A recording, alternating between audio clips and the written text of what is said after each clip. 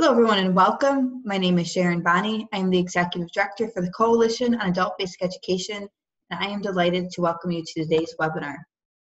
Work Ready or Not, Here They Come, a collaborative effort to prepare out-of-school youth for the workplace. I wanted to just mention quickly that you'll receive a certificate for CEU verification. This will come directly to you from the Zoom platform. You can expect it within 24 hours. As well, we deliver 50+ webinars annually on a variety of different topics, trending topics that are there in the field of adult education. These are all free to members thanks to annual sponsorship. Many of you may have already joined us for our Managers Mondays. We've had 4 so far. We have one final presentation that will be coming up next week called Leveraging WIOA Title II Funds with Other Resources. As well, just a reminder that you can download or upload resources from this webinar and previous webinars, and they're available on the Adult Educators Repository, which is generously sponsored by Essential Education. COEB has a board of directors, and these board of directors are nominated by the field. We have regions 2, 4, and 6 opportunities, as well as a vice president for membership. So if you're interested in serving at the national level, this is a great opportunity for you. You can go to coeb.org for more details. Also, we have our awards. The national awards are very prestigious, and we offer $10,000 each for Teacher of the Year, Administrator of the Year, Adult Learner of the Year, $10,000 each. And we have the State Innovator, the Workplace of the Year, and Advocate of the Year, $2,000 each. So if there's something really exciting going on at your state level, you may want to then nominate your state association or state agency for this award. Or if you work really well with an employer, we'd encourage you to nominate them for Workplace of the Year. Advocate of the Year is one that's near and dear to my heart because it's really why we were able to stave off $87 million of funding cuts and add in $60 million more. We've had over 86,000 contacts with legislators thanks to working with the field and to all of you who've responded to our requests for action, those legislative alerts that have gone out. As well, I just wanted to mention here that Educate and Elevate has won 6 International Davies Awards and has been pushed out to $143 million via Success Files with Rob Lowe, which picked us up. So part of the reason why this campaign has been successful is our adult learners. We definitely work with our teacher and administrator base. However, the adult learners, as we know, there's 1.5 million just counted via federal funding, but then there's however many CBOs that are supporting them. Well, we've really had an initiative lately to reach out to these adult learners, so we have a free membership option. We encourage you all to take advantage of that. It's free this year and $5 next year. We have an adult learner strand that'll be at our conference, as well as an ambassador training taking place at the conference. So this will be sessions that are created by and for adult learners at the conference, and then the ambassador training gives them the tools to speak to legislators, funders, and the public about the value of adult education. But we have many other strands. We'll have 35+ strands at the conference, which is taking place March 31st to April 3rd in New Orleans, Louisiana. We'll have a CTE strand, a workforce strand, ABE, ESOL, and so many others. You can see here, health literacy, financial literacy, disabilities, leadership, and on the list goes. So we partner with 35+ national level organizations to provide intensive professional development. And last but not least, we have a national journal, which is practitioner-based, practitioner-friendly. So the next issue will be on prison literacy. This last issue was career pathways. It had more than 11,000 downloads, so we were excited about that. And we hope that if you're interested in participating and in writing an article for the journal, that you'll consider doing so. So at this moment, I would like to take a moment to discuss with you a little bit about our presenter today. Her name is Sinya, and she's the Deputy Director there in Hawaii. And I'm going to stop my video here so I could share her bio with you. So give me 1 second. And I'm going to read her bio because it's exciting and important. Okay. Sinya earned her bachelor's degree in elementary education from New Mexico Highlands University, earning honors and becoming the Student Teacher of the Year. She received her master's in marriage and family therapy and is currently working on her license. Sinya has worked with at-risk youth for over 10 years. She has worked with a nonprofit organization called Parents and Children Together, where she worked as a counselor for the teen program that worked with gangs for 5 years. She's able to create a program for the gang members from Koya Park Terrace called The Other Side of Me, in which expresses the side of them that nobody sees besides the gang persona through photography and video. Senior is currently working with the Hawaii National Guard Youth Challenge Academy as a deputy director. Prior to serving as deputy, she was the lead instructor where she helped improve the graduation rate from 70% to 98%, helping cadets 16 through 18 receive their high school equivalency diploma. Her goals are to improve the retention rate on students who complete the program that enter the workforce, providing a soft skill class like ICAN, which will help improve the retention rate in the workforce after graduation. On her spare time, Senior gives back to her community by coaching club volleyball, which allows females ages 12 through 18 an opportunity to help expose their volleyball talent. So I'd like to now introduce you to Senia, who is our lead presenter. Senia, thank you so much for being willing to present today, and I'll turn this over to you. Let's see, we cannot hear you. Let's see if I can help you. You are muted, Senia.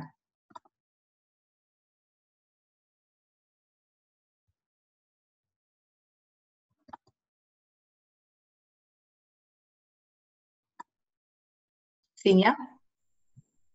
Just a minute, we're coming back on. Okay, we can hear you now. Okay, can you see her? I cannot see her, but I can hear her. Let me see if I can help her with that.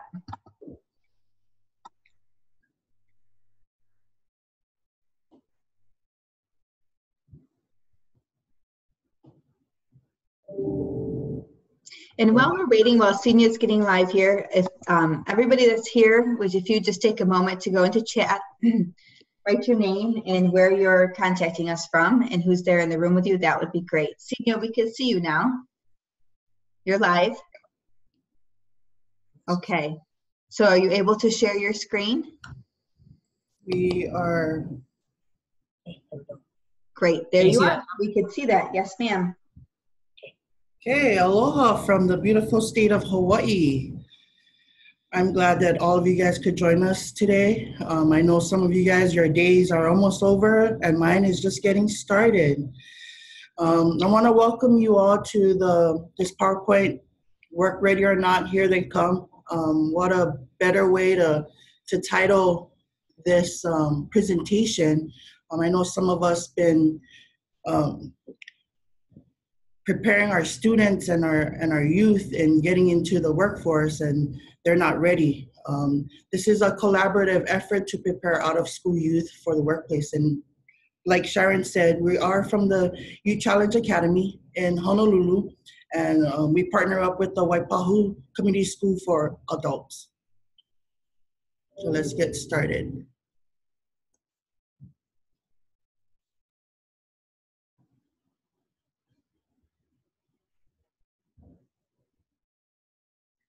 So just a little bit about myself. Just like Sharon said, I'm the Deputy Director here at Youth Challenge Academy on Kalaeloa, Oahu. I've been here for about 5 years, over 10 years working with at-risk youth, background in teaching and counseling, 5 years experience working with adult basic education. I have my bachelor's in elementary ed, master's in marriage and family, and then I coach high school girls volleyball club part-time. My info is on the left side of the screen, so if you guys need to contact me for any information, go ahead and do so. So this is our presentation overview. Out-of-school youth who are not engaged in school or employment are more likely to engage in destructive behaviors and less likely to be able to support themselves financially. Preparing out-of-school youth for a successful transition to the workforce is essential to ensuring a successful transition to employment and financial stability. Developing work readiness program for this population can help to ensure workplace success. This presentation will share strategies for infusing work skills into programs for out-of-school youth through an interactive discussion. Participants will learn about challenges and strategies as well as discuss cultural and economic barriers and implications. If you guys have any questions, just go ahead and there's a little tab on the bottom where you can type in your questions, and I can go ahead and answer those after the presentation. So our agenda for today, I'm going to talk a little bit about our overview of our program. What is Youth Challenge? I don't know if some of you guys are familiar with what we do, but I just wanted to give you guys a little bit of what we do on our side. Where our students come from, the demographics, some employment trends, employment outcomes, the strategies we use here at the Academy, and cultural and economic barriers, as well as our findings.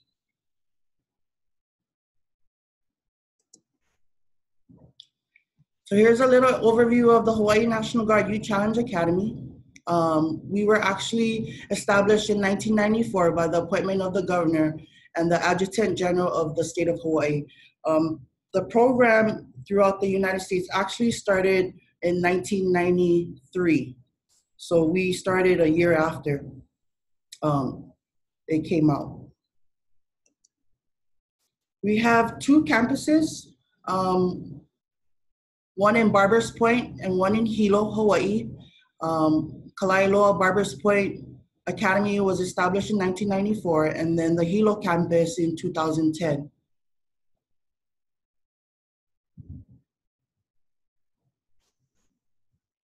So just to go back on the two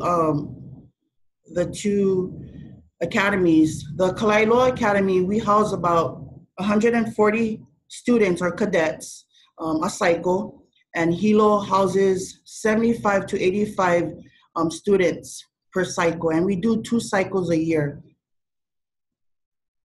So our mission here at the Youth Challenge Academy is to intervene in and reclaim the lives of 16 through 18-year-old at-risk youth, producing program graduates with the values, life skills, education, and self-discipline necessary to succeed as productive citizens. Our vision here is to provide the state of Hawaii premier progressive alternative school for at-risk youth that focuses on lessons in character, education, moral values, life coping skills, and responsible citizenship.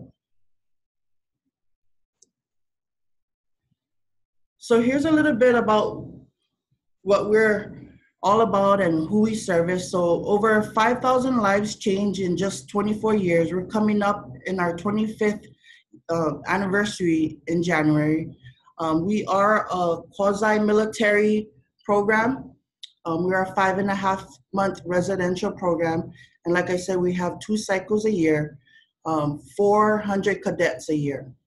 We follow up with graduates for 1 year after graduation. They either go through the military, workforce, college, or back into the high school.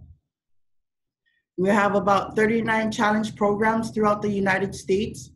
Our graduation target here at Barbers Point is 125 cadets, and in Hilo, their graduation target is 75.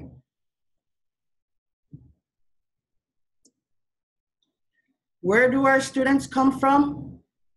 Most of our kids are referred from schools, from their families, from the judicial system, outreach programs, self-referrals, and other state entities. And this has to be a volunteer program, not a voluntold. What we see is a lot of parents bring in their kids in our program being voluntold. Within the first week of our program, some kids just don't make it and they run away from our program and go back into the things that they were doing before they came in.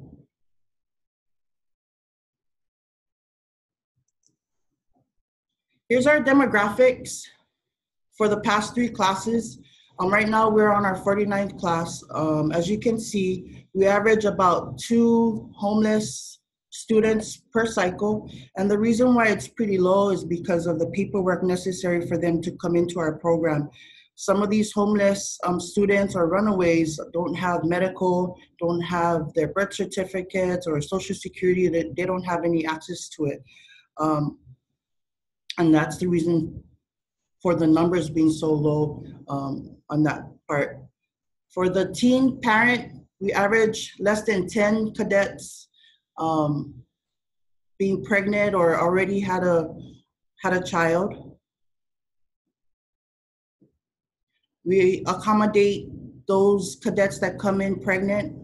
We limit their PT or whatever they need, we accommodate to their needs. Most of our cadets or applicants have been referred to our program by the family court, judge, or probation officer. A judge cannot mandate an applicant to come to our program, and we do not take any applicants that have a felony on their record. In some cases, we would waive an applicant's paperwork if the judge states that once completion of the program, the judge would dismiss any offense or lower that offense that that particular applicant has. And then our child ward foster care, ward of the state applicants average less than 5 per cycle.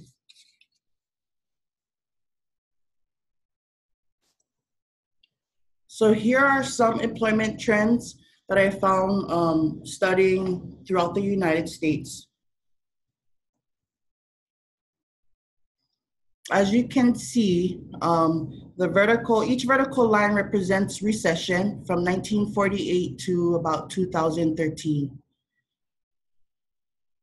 Young adults typically employed at a much lower rate than the rest of the population. Even during periods of economic growth, young people are not only unemployed, many have stopped actively looking for jobs and are out of the labor force altogether. In addition, an increasing number of youth are underemployed, looking for full-time work but working part-time, and malemployed, where they are working in a job that does not use their education and skills that they've learned. This is what we've been experiencing here at the Academy. We've been spending tons of money for these kids to get the vocational training that they want, but in the long run, we've seen that they weren't able to stay in the job force they were trained in for. So we kind of changed our strategy, and I'm going to talk about later in the presentation. Teens aged 16 to 19 experienced the most drastic decline in labor force participation rates in the last decade, from about 52% in 2000 to 34% in 2013. The drop in labor force participation rates for young adults aged 20 to 24 was less dramatic but significant nonetheless, from 78% to about 71%. Young adults with low education have more vulnerable or will be vulnerable. Unemployment rate for college grads ages 20 to 24 was about 8% in 2011. About 22% of youth with only a high school diploma or equivalent credential, and 29% of high school dropouts were unemployed in the same age range.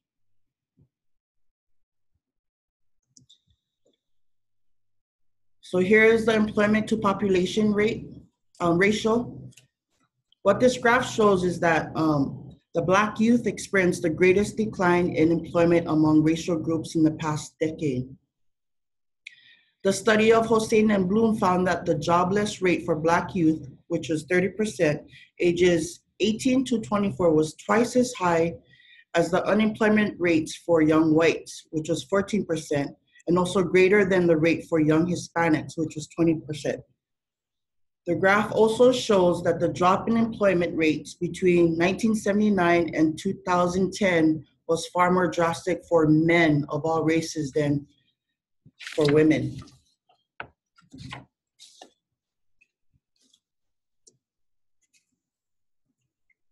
So as you can see, young adults have much lower employment rates. Teens age 16 to 19 experienced the most drastic decline in labor force participation rates. Approximately 6.7 million youth ages 16 to 23 are not enrolled in school or employed. Youth who are disconnected from school and the workforce are more likely to be dependent on public assistance, engage in participation in or engage in criminal activity, and less likely to participate in education or work training programs. And then lastly, difficulty filling entry, middle level job openings. I'm curious to know if you guys are experiencing the same type of issues that we are here in Hawaii.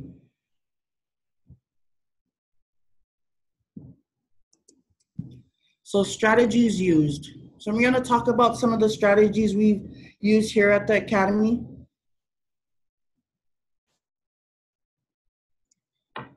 So the first strategy we used was the Bridge program. And what the Bridge program is a transitional vocational training program that allows graduates from our program to reside at our YCA facility on our off-cycle days. Some of the vocational training offered through the Leeward and Honolulu Community College were welding, nurse's aid, culinary arts, and carpentry. And so through this Bridge program that we've created in 2016, upon their graduation, these kids were to choose what vocational training they would like to go into. And so we would tailor the classes in order for them to get the training needed. They would stay with us after they graduate for about three weeks to a month. That means that during our off days, none of our staff members were able to get a break. So we had to literally hold their hand to take them to the schools, to the trainings, wake them up early, just like what we did while they were in the academy. Although that worked in the meantime, they were able to complete the training that they needed during their stay here at the Bridge program. But what we saw was once they left the Bridge program, they didn't stay in the vocational training or the school that they were trained to follow up with or work with. I think after a month, they kind of fell off the charts. And so we saw that we were working harder than the students were. So we had to change our strategy. So we went with the ICAN program. And so we partnered up with the Waipahu Adult Community Schools with one of my colleagues there. She's so great. Her name is Christine Park, and she runs the ICAN program there. And what it is, it's a individualized career achievement network. And it's a fast-track workforce certification program designed to help prepare students for entry-level employment or entrance into the University of Hawaii community colleges. Through ICAN, instructors and coaches provide comprehensive curriculum and support to help students improve reading, writing, math, and basic computer skills. They also help develop job search skills as well as soft skills for workplace success or apply for the entrance into the community colleges. They also earn a certificate of professional development and national work readiness certificate.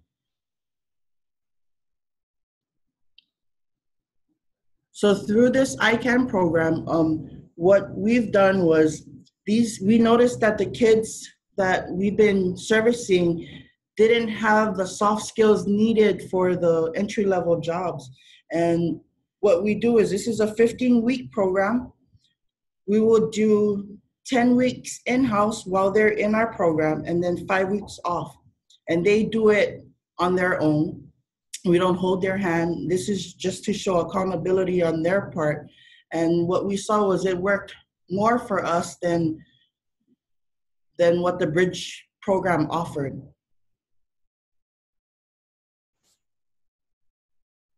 Another thing before I go into the cultural and economic barriers, another strategy we would like to utilize is the job initiative funds for,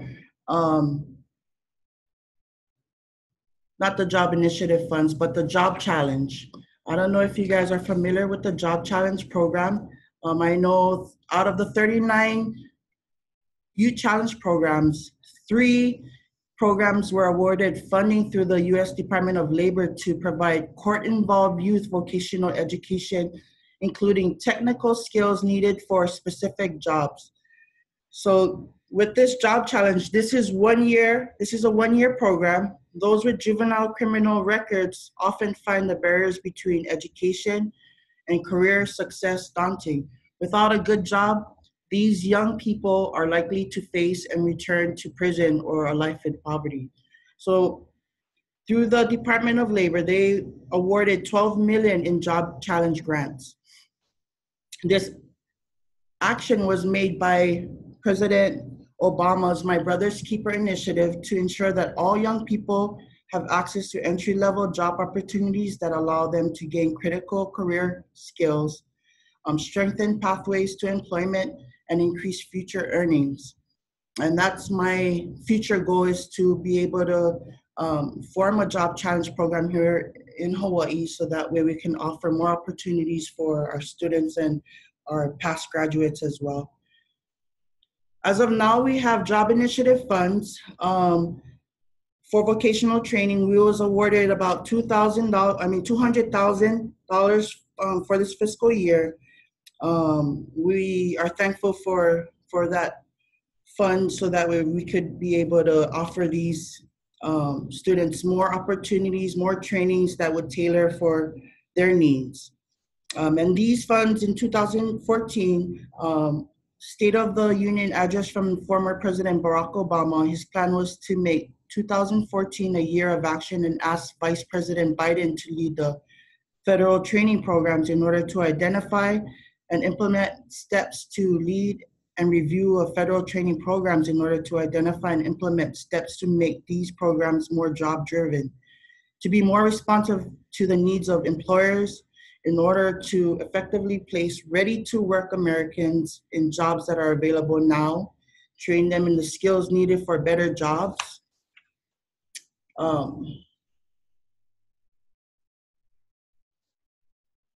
I think one of my questions, and you can answer them in the Q&A, what are some of the strategies you all are using in your current state? So going back to the PowerPoint, cultural and economic barriers. So this is a street youth study done by the University of Hawaii.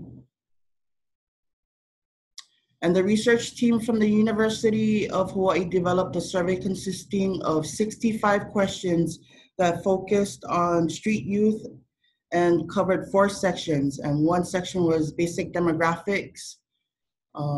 Number 2, homeless and runaway experience. Number 3, the risk factors. And number 4, well-being and service utilization needs. And so as you can see, 59%, the majority of them were respondents were male. 44%, almost half of those surveyed were Hawaiian or part Hawaiian. 25%, about a quarter, had dropped out of school, and approximately half were considered idle or not in school or employed. For health issues, about 88% had used substance in the past 30 days. 33% were admitted to drug treatment programs. 40% had suicidal thoughts. 58% of them attempted suicide. 32% had committed self-harming acts such as cutting or burning themselves. Homeless experience, 13% had participated in survival sex, meaning they had sex in exchange for money, food, drugs, or place to stay. I don't know in your state, but our state is fairly getting big with the sex trafficking, and most of our female cadets that come here were involved in sex trafficking.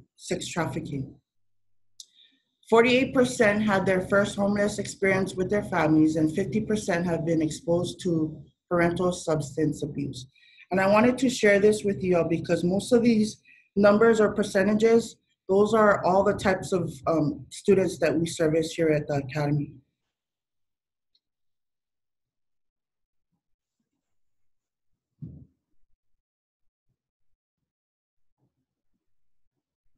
I would like to know, this is just a question on my part, and you can go ahead and answer them in that tab.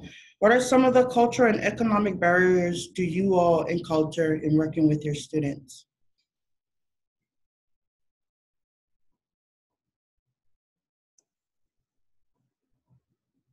And these are our findings here at the Academy.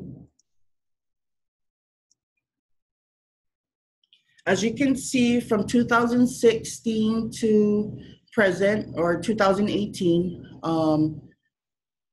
during our class 44, our bridge program, like I mentioned before, we started off with about 14 cadets, or 15, and 14 completed. Within the 1 month, only 2 was employed. 6 months, only 1. And then a year after, you don't see anything. There was no follow-up.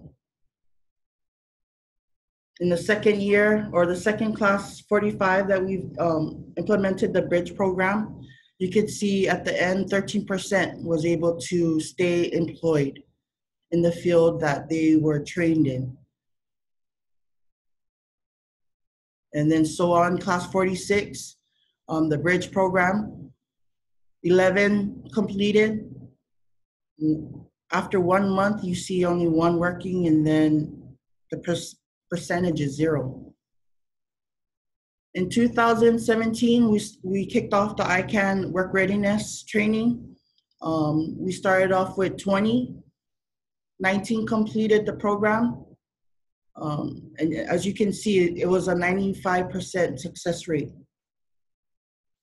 In class 47 ICAN, we started off with 25, 21 cadets completed. A little lower than the previous class, but that's still better than the bridge program. So we got a 60%. Class 48 in 2018 ICAN program, we started off with 24. 18 were employed in 1 month. In 6 months, not applicable because we're still in the process of reviewing their 1 year follow-up. It hasn't been 6 months yet. So as of now, they have a 75% success from when they completed the ICAN work readiness program. We also implemented the ICAN college prep. And what we've seen in the past was we have all these scholarship and funding for all these students. They sign up for it. After 1 month of going to school, they fall off the charts. They don't complete the school. And so what we've done on our side was these kids would need to complete the ICAN college prep. Once they've completed this 15-week program, they are able to receive the scholarships offered through the Youth Challenge Academy and go ahead and finish. And this is our first year implementing it. So we started off with 10. Maybe in Louisiana, when I come down, I can share the success that this ICAN college program has.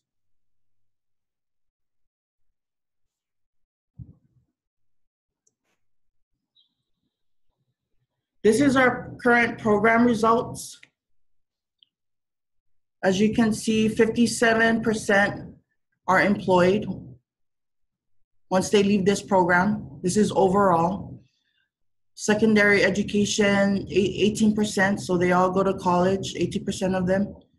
Military, although we're a quasi-military program, only a small amount get sworn in the day of graduation. And this is through, we get more sworn in graduates from the Marines and the National Guard. And then about 18% fall off the chart. And just to mention, here at the Academy, once they complete the 5.5-month program, we follow up with them a year after they graduate. And they're assigned a mentor. And the mentor follows up with them every month. and then they check in with us.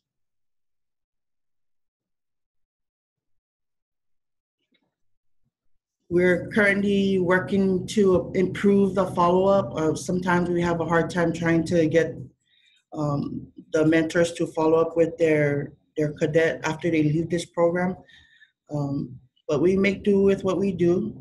We go and knock doors and make sure that the kid is doing well. If they need any assistance, we go and try to help them and try to help them get a job or get into school.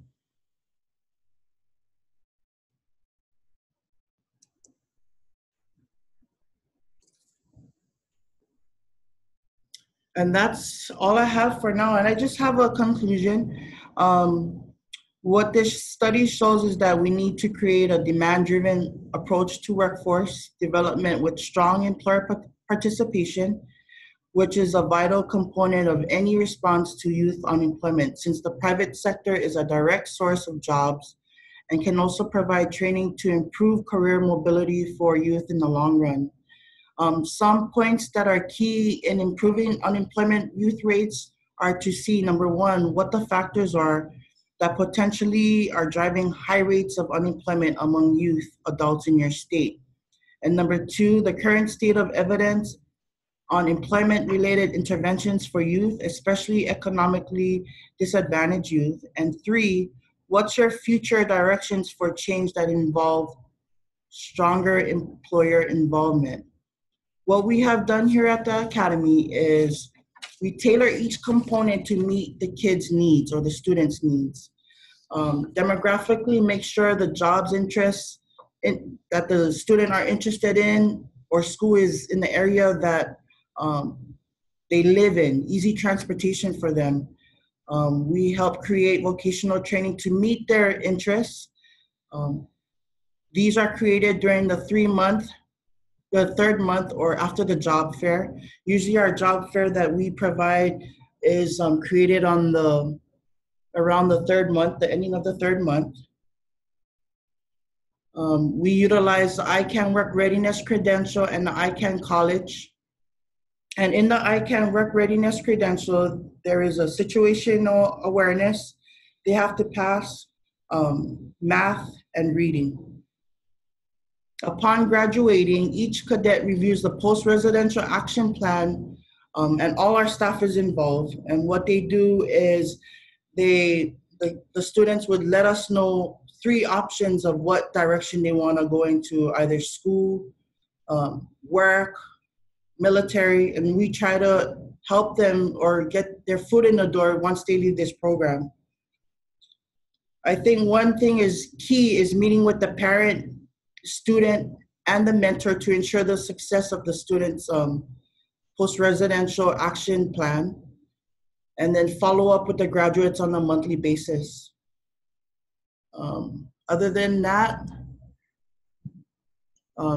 these are my references. If you guys want to look into that, these are actually good books that you guys can look into.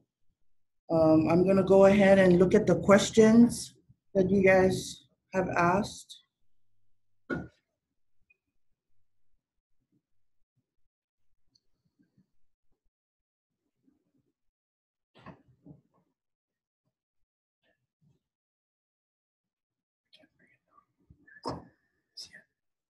Right there.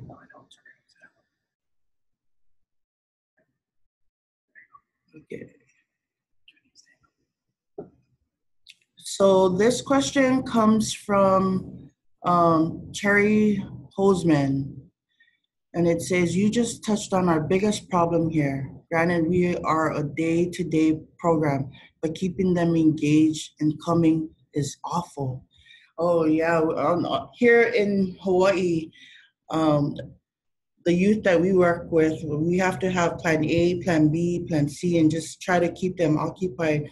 I know one of our teachers, or one of my colleagues actually, Miss Christine Park, trained our staff on the type of generation that we're working with. And these students, or this generation, is more tech savvy. They're so used to with their phones and stuff. And so here at the program, we have none of that. We don't allow them to watch TV. They don't have phones. No technical toys here at the program. What we offer them is books. I mean, if they're allowed to, if um, they're good in the program, then they're allowed to, read some books. Other than that, that's all we have, and it's been a drastic um, problem that we've seen in the past. Is once they get back into life after the 5.5 months, um, they go back and they're so addicted to their phones and social media, and so we're trying to figure out some way to make that transition a little smoother for our cadets. Thank you, Terry Holzman. Another question that you've asked is sexuality, coming to terms with their own, being ostracized by family, friends because of it, drug addiction or trafficking and other legal issues. We are fortunate enough at our program to partner up with a counseling a counseling service where they offer drug counseling, family counseling, individual counseling to help them with issues such as that. We try to help these kids in a way that they could complete this program. Granted that 5.5 months for our cadets is not enough to implement all that help. So I think for our part, we have to look into the type of kids that we want to work with or can offer the assistance that they could be successful once they complete this program in that 5.5 months. Another question was, can you speak about the volunteer program and how you managed it? How were mentors screened and recruited, and who managed those elements? And this question came from Brian Becker. The volunteer program, I'm assuming that you're talking about the students that come here. They have to volunteer to come to the program in order for them to successfully complete the program. Because if they don't want to be here, us as staff is going to be fighting with these cadets to try to stay and complete the program. As far as these kids volunteering for the program, it's an easier transition for them to stay within the 5.5 months and complete. How were mentors screened and recruited? These mentors are brought in by the applicants or the cadets. They have to, that's a requirement when they come into our program. They would need to bring their own mentor in, such as a coach. They can't have a felony. We have background checks here. If their background check doesn't meet the requirement here at the academy, they have to, the cadet would need to find another mentor. We try to provide mentors through the Hawaii National Guard. What we found is the match might not work between the cadet and the mentor. So we prefer a student that trusts these mentors, so that way once they leave the program, they have a year to check up on them, and they would trust the mentor to follow up with them. Just somebody to talk to if they're feeling down.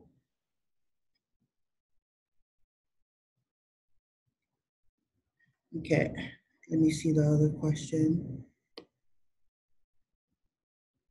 Is the actual National Guard a part of this program? Yes, we are under the National Guard.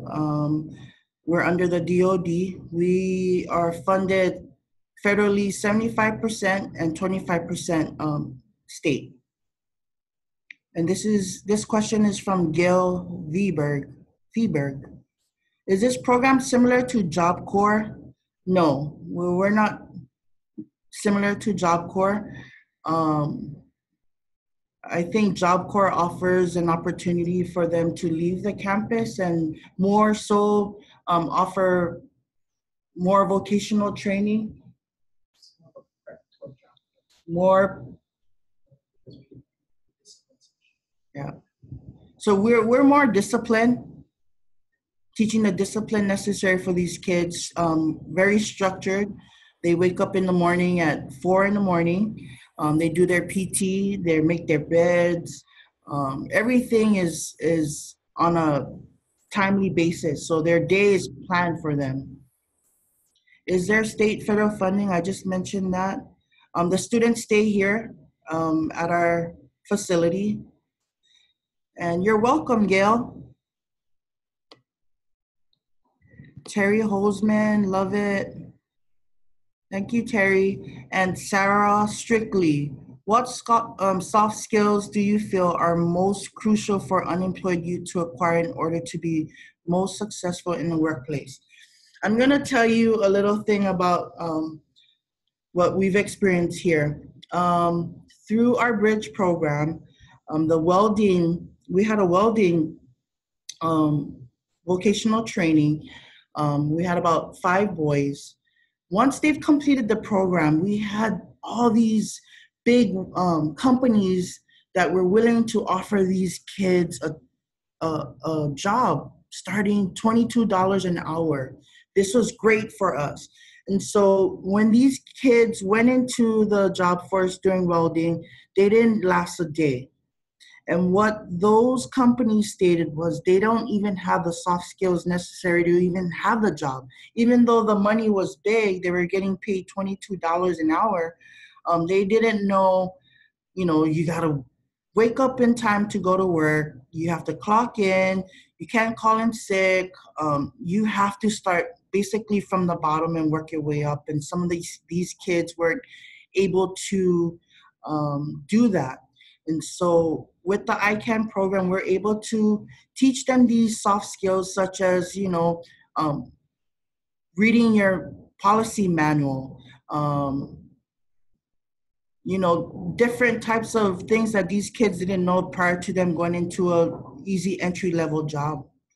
And so that's what we want to instill in these kids first, then going into the big world and not knowing the little soft skills that need for them to be successful.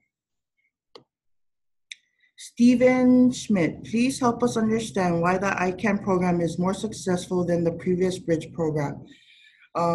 Just like I've mentioned, thank you for the question. The ICAN program teaches them that little step. With this generation that I've experienced now, I felt like these kids, within the 5.5 months, it wasn't long enough for us to just push them in the big world and say, hey, go to college or go get this $22 an hour job. There was something missing in these kids that they needed in order for them to stay, whether it be in school or an entry-level job. What ICAN offers is the soft skills, just the little things that are missing. Waking up early, talking to your coworkers, what would happen in the situational awareness? What would happen if a coworker did something or said something to you? How would you handle that? These kids weren't able to be trained in that prior to with the bridge program. And with the ICAN program we have now, this will allow us to teach the kids what they can encounter once they go into the job force.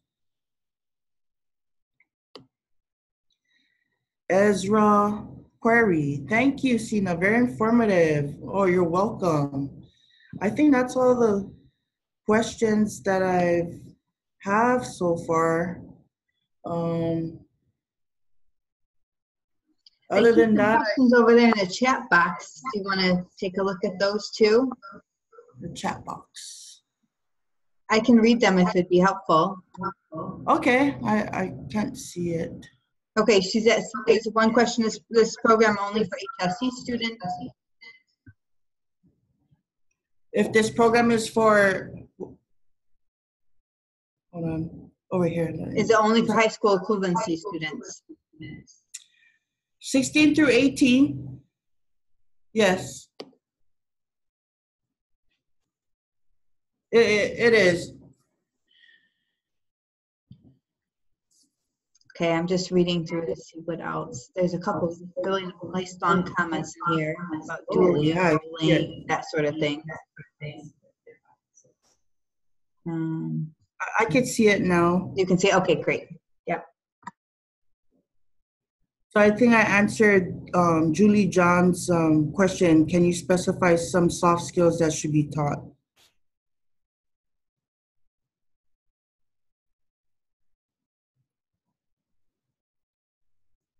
I'm sorry, are you asking me, Senia, or was that something you were going to? No, I'm reading it out. I could see the chat room. Oh, great. Thank you. From Gail, we have 2 prisons in a very small 9,000 population city that is creating an impact with new families. And though the prison is not the main source of the difficult times, we have high drug abuse, housing is high living, many unable to afford living. Employers that need help are able to find adequate employees due to high drug. Oh, yes.